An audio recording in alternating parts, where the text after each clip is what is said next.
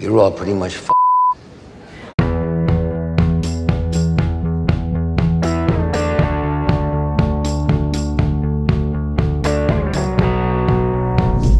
Michael Douglas est un célèbre acteur, producteur et représentant de la célèbre dynastie des acteurs.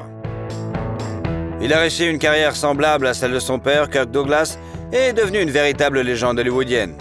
Dans cette vidéo, nous vous raconterons son parcours jusqu'au sommet. Mix Show présente. Comment vit Michael Douglas et combien il gagne?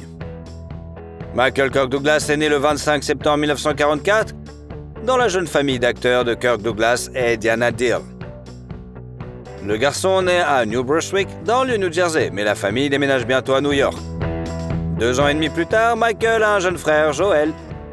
La famille vivait dans un appartement d'une pièce dans le quartier de Greenwich Village. Aujourd'hui, notre héros est considéré comme l'héritier de la dynastie royale du show business. Mais à l'époque, ses parents commençaient à peine leur carrière. Kirk passait le plus de son temps en Californie à filmer sous contrat avec un studio. Et son mariage avec Diana n'a pas résisté. Les parents de Michael ont divorcé quand il avait 6 ans et il est resté avec maman. 7 ans plus tard, elle se remarie. Le beau-père est devenu le premier adulte à qui Michael pouvait parler de tout, et grâce à lui, le jeune homme s'est senti en confiance pour la première fois. Mais à l'époque, aucun des professeurs n'a pu réfréner son tempérament violent. Même si Michael étudiait bien, il séchait les cours et répondait aux professeurs. Pendant quelque temps, le jeune homme a travaillé dans une station-service mobile. Certains jours, il était l'employé du mois et d'autres jours, il traquait les voitures et volait les pièces détachées avec ses amis. Outre son beau-père, l'autorité de Douglas Jr. et son père, qui a réussi à devenir une icône du cinéma pour toute l'Amérique. Michael est tellement impressionné par les films de Kirk et le temps passé avec lui sur les plateaux de tournage pendant les vacances d'été qu'il veut lui aussi devenir acteur. Il demandait souvent à son père à quelle porte frapper pour percer à Hollywood. Mais celui-ci s'opposait catégoriquement au choix de son fils. Cependant, lorsque Michael s'est inscrit à l'Université de Californie pour étudier l'art dramatique et jouer dans des productions théâtrales, Kirk est venu à chaque représentation de son fils, même s'il était très occupé. À l'université, Douglas se lie d'amitié avec Danny DeVito, qui deviendra plus tard son colocataire. Il loue un appartement à New York pour 150 $ par mois. Parallèlement, le jeune homme gagne sa vie en livrant du café au cinéma et en travaillant dans les coulisses. Kirk contribue néanmoins au début de la carrière d'acteur de son fils.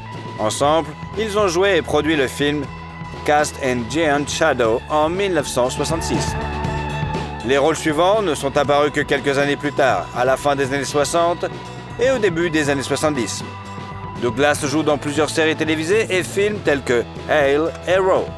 Sur le plateau de tournage, le jeune homme rencontre une jeune actrice prometteuse, Brenda Vaccaro. Le couple est inséparable pendant 6 ans. Vivant comme des hippies et se jurant un amour éternel. Michael qualifie cette période de la plus belle de sa vie. Mais la relation s'est terminée brutalement. Brenda est montée dans sa voiture et est partie. Le premier travail important du jeune acteur est le rôle d'un inspecteur dans la série télévisée The Street of San Francisco, qu'il obtient en 1972 et qu'il joue pendant 5 ans. I've got 2 eyewitnesses. What did they see? Police brutality. Oh, come on now. Joe Landers? Look, he may be a little hard-nosed, but he never manhandled anybody. I don't buy that. All right, did they see the gun go off? Not who was holding it, no. Son partenaire sur le plateau était Carl Malden, l'ami de Kirk Douglas. Il appelait Michael le fils qu'il n'a jamais eu et insistait pour qu'il participe au projet. Il est intéressant de noter que, même après avoir déménagé à Hollywood, Michael a continué à payer sa part du loyer, tandis que DeVito restait à New York. En 1972, notre héros apparaît également dans les films When Michael Calls et Napoleon and Samantha. Ce dernier est devenu un classique des films américains pour enfants. Plus tard, Douglas est rattrapé par le travail en coulisses. Il réalise l'un des épisodes de Street of San Francisco et commence à travailler sur l'adaptation cinématographique du roman de Ken Kesey, One Flew Over the Cuckoo's Nest, Vol au-dessus d'un nid de coucou. Les droits de l'adaptation cinématographique appartiennent à Kirk, mais il a abandonné l'espoir de mettre en œuvre le projet et l'a confié à son fils. Le film a dépassé toutes les attentes, remportant aux 5 Oscars et rapportant de fabuleux bénéfices à la dynastie Douglas. Depuis, notre héros a été producteur de nombreux films dans lesquels il a joué. En 1977, Michael épouse la fille d'un diplomate australien, Chandra Leuchert, et 1 an plus tard, ils ont un fils, Cameron. Selon les 2 époux, leur vie commune a été comme un volcan. Il s'est calmé pendant un certain temps, puis est entré dans l'éruption avec une force terrible. Et les infidélités ont été nombreuses. Diandra a déclaré dans une interview qu'elle avait surpris une fois son mari avec son ami, mais qu'à chaque fois, elle lui avait pardonné. En 1978 sort le thriller China Syndrome qui rapporte 262 000 $ à Douglas. Pour son film suivant, le drame sportif Running, Michael s'entraîne beaucoup et court environ 55 miles par semaine. En outre, il a arrêté de fumer 2 paquets de cigarettes par jour et a perdu près de 10 kilos. Ensuite, le film It's My Turn est sorti. Mais sa carrière florissante a dû être mise en pause pendant plusieurs années. En 1980, Douglas se blesse gravement dans une station de ski et ne revient sur les écrans qu'en 1983, avec le film policier The Star Chamber. Ce film n'est pas très connu, contrairement à son œuvre suivante, le film d'aventure Romancing the Stone. Michael, qui est également devenu producteur, a acheté le scénario pour 250 000 $, ce qui lui a permis au film de dépasser les 85 millions d'entrées dans le monde entier. Oh, God damn it, what a ride, huh? I'm telling you, this has turned out to be one hell of a morning. La suite du film, intitulée Le Joyau du Nil, a connu le même succès en 85, bien que Douglas ait participé à cette suite sans grand désir. La comédie musicale A Chorus Line sort bientôt sur les écrans, et en 1987, le monde connaît 2 succès à la fois, Fatal Attraction et Wall Street. Pour le premier, Douglas a reçu 13 millions de $, et pour le second, 2 récompenses cinématographiques majeures, un Golden Globe et un Oscar. En outre, le rôle du requin de la bourse et parallèlement du méchant principal a ironiquement inspiré de nombreuses personnes à faire carrière dans l'économie et la bourse. En 1989, Michael a présenté au public le thriller policier Black Rain et la comédie The War of the Rose. Dans cette dernière, il travaille avec son ami Danny DeVito. Il produit ensuite plusieurs films, dont le film d'action avec Jean-Claude Van Damme, Double Impact, et joue dans le drame militaire Shining Truth. Mais le succès absolu, en 92, est le thriller Basic Instinct, pour lequel Douglas reçoit 15 millions de $. My sex life's actually pretty shitty since I stopped seeing you.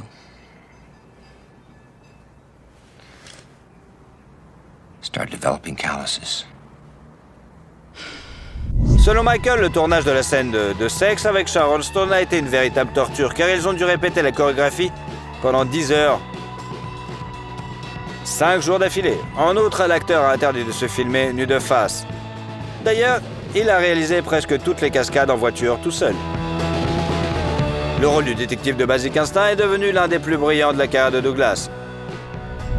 Mais il n'est pas resté figé dans un rôle.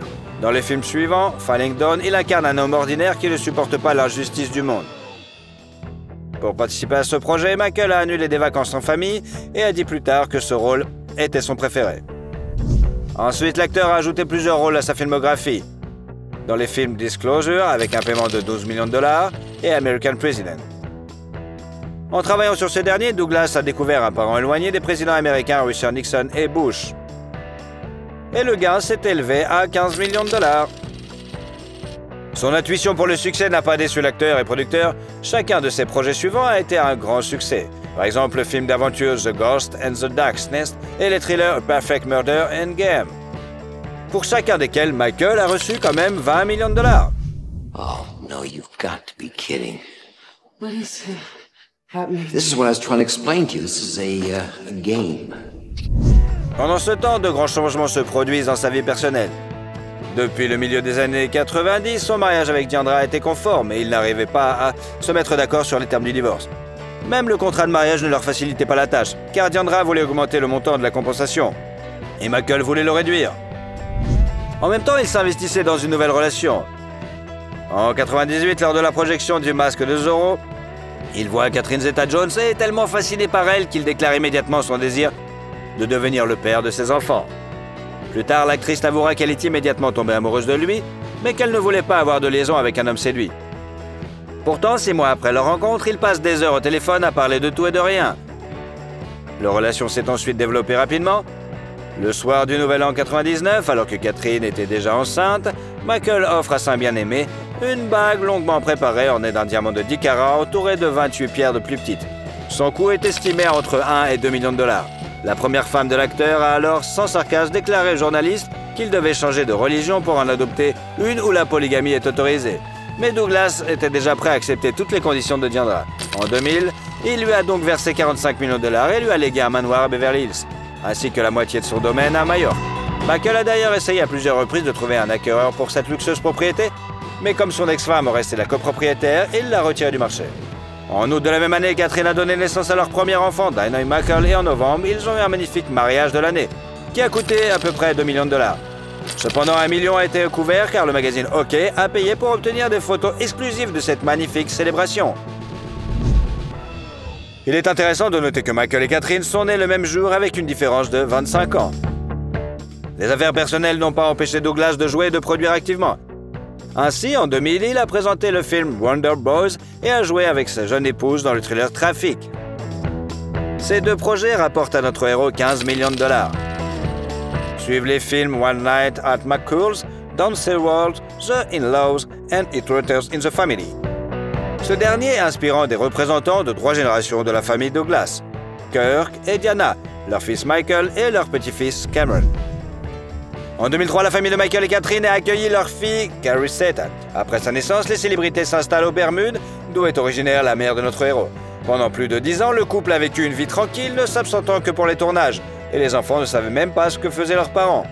Leur famille se souvient qu'enfant, elle était persuadée que l'occupation principale de son père était de faire des crêpes pour le petit déjeuner et de faire plaisir à maman. Le couple possède toujours ce nid douillet, bien qu'il ait tenté de le vendre en 2019 pour 10,6 millions de dollars, mais ils ont changé d'avis. Après une courte pause dans son activité créatrice, Douglas revient sur les écrans en 2006 avec les films The Sentinel, You, Me and Dupree et un an plus tard présente la comédie dramatique King of California.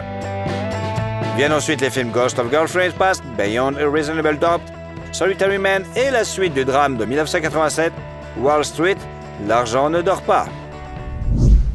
You're the ninja generation. No income, no job, no assets. You got a lot to look forward to. Une période chargée de sa carrière coïncide à nouveau avec les vicissitudes de sa vie privée. Son fils aîné Cameron est toxicomane et notre héros doit lui interdire de s'approcher de sa famille. En 2009, Cameron est accusé de contrebande, ce qui le conduit direct derrière les barreaux. À propos, Michael a lui aussi souffert de toxicomanie et dans les années 90, il a suivi un traitement dans une clinique de réadaptation. Son fils a également réussi à se débarrasser d'une dangereuse addiction et Catherine Zeta-Jones est devenue à cette époque difficile un véritable soutien pour la famille. Mais bientôt, un autre malheur les frappe. En 2010, un cancer du larynx est diagnostiqué chez Michael. Catherine fait tout pour aider son mari à guérir, mais bientôt elle ne supporte plus le stress et commence à montrer des signes de troubles bipolaires. Ces périodes d'activité incroyables sont remplacées par la dépression la plus profonde, et Michael ne prend pas du tout au sérieux les problèmes de sa femme. Ces événements ont failli mettre fin à leur union, et ils ont sérieusement envisagé de divorcer, mais ils ont tout de même réussi à se réconcilier. En 2012-2014, des films tels que Haywire and So It Goes, Beyond the Reach et le drame biographique Behind the Cambellara sont sortis sur les écrans. Dans ce dernier, l'acteur incarne la légende du show business américain, le pianiste et animateur Liberace. Et ce rôle est devenu un véritable cadeau pour lui après sa maladie. Il s'entraîne longuement, recréant la voix de son personnage et étudie sa technique de jeu au piano. C'est également à cette époque que l'acteur joue dans la comédie dramatique Las Vegas aux côtés de Robert De Niro et Morgan Freeman. It's just winding up a little too fast, and I'm feeling old and alone. En 2015, Michael a rejoint l'univers cinématographique Marvel en jouant le rôle de Hank Pym dans le film Ant-Man. Il est apparu sous la même image dans d'autres projets, Ant-Man et la Guêpe, Avengers Endgame et la série animée What If. En outre, durant cette période, l'acteur a joué dans le film d'action Unlocked, le thriller Animal World, a participé au doublage de la série pour enfants Green Eggs and Ham et a présenté la série The Gominsky Method. Pour ce rôle comique rare chez lui, Douglas a reçu un autre Golden Globe. Why? It is fine. Which is what I said. No, you said it with an attitude, and you said fine. Forgive me. Fine. Jesus, let's just order. Fine. En outre, notre héros a travaillé en tant que producteur sur le préquel de Vol au-dessus d'un nid de coucou, la série Ratched sur une infirmière d'hôpital psychiatrique. Fin 2018, l'étoile de Michael Douglas a été dévoilée sur le Hollywood Walk, dédié au 50e anniversaire de sa carrière. L'acteur avoue que seul le travail lui permet de garder la forme et d'être en forme, Il a donc beaucoup de projets. En février 2023, le premier du film d'action fantastique Ant-Man et la Guêpe, Quantumania, dans lequel Douglas incarne à nouveau Hank Pym. Le tournage de la série Franklin sur le président américain Benjamin Franklin a déjà commencé et une série historique sur les relations entre deux autres présidents, Reagan et Gorbatchev, est en cours. Ni l'âge ni la maladie n'ont affecté l'intelligence de Douglas, qui surprend encore par sa capacité à se souvenir instantanément du nom des personnages qu'il voit pour la première fois et à remarquer les moindres nuances qui distinguent le comportement de son interlocuteur. Il aime le golf et la Formule 1 et fait également beaucoup d'actions caritatives. En tant qu'envoyé des Nations Unies pour la paix, il a pour mission d'attirer l'attention du monde sur le désarmement nucléaire et la protection des droits de l'homme. La philanthropie est une affaire de famille au Douglas. Par l'intermédiaire du fonds enregistré, il envoie de l'argent à diverses organisations. La totalité de l'héritage de Kirk Douglas, soit 61 millions de dollars, a également été envoyée à une association caritative, d'autant plus que la fortune de Michael dépasse largement le capital de son papa. Il est estimé à 350 millions de dollars gagnés en tant qu'acteur et producteur. Par ailleurs, Douglas investit, cependant après la crise de 2008, où il a perdu 35 à 40% de sa fortune, Michael est devenu plus conservateur en matière d'investissement. Michael Douglas possède un portefeuille immobilier de grande valeur avec des actifs dans le monde entier, qu'il vend progressivement pour son propre compte. Il possède un terrain d'une superficie de plus de 12 hectares dans le comté de Westchester, à New York, qu'il avait acheté en 2015 pour 11,3 millions de dollars et vendu en 2019 pour 20,5 millions de dollars. À peu près à la même époque, Catherine et lui ont payé seulement 4,5 millions pour une maison dans la riche banlieue d'Irvington, dans l'état de New York. Le manoir géorgien de 3 étages compte 8 chambres, 12 salles de bain, plusieurs salons et salle à manger, une piscine intérieure bien sûr et une vue pittoresque sur la rivière Hudson. Douglas et sa femme sont également propriétaires d'un grand appartement à New York avec vue sur Central Park. Le penthouse de 15 pièces comprend une chambre principale et une bibliothèque confortable. En 2021, la propriété a été mise en vente mais n'a apparemment pas encore trouvé preneur. L'acteur apparaît rarement dans des publicités commerciales. L'exception est la société allemande de commerce électronique d'action Comdirect. Mais la vidéo la plus intéressante est celle de 60 secondes pour l'FBI dans laquelle Michael apparaît sous les traits de son personnage de Wall Street. On sait que Douglas possède des voitures de marque et d'époques différentes. Des plus anciennes aux plus modernes, en particulier la Mercedes-Benz de type militaire et la Toyota Prius. Aujourd'hui, la dynastie des Douglas est poursuivie par Cameron, le fils aîné de Michael, mais jusqu'à présent, ces films n'ont pas connu un grand succès. Quel est le film de cet acteur que vous préférez? Okay.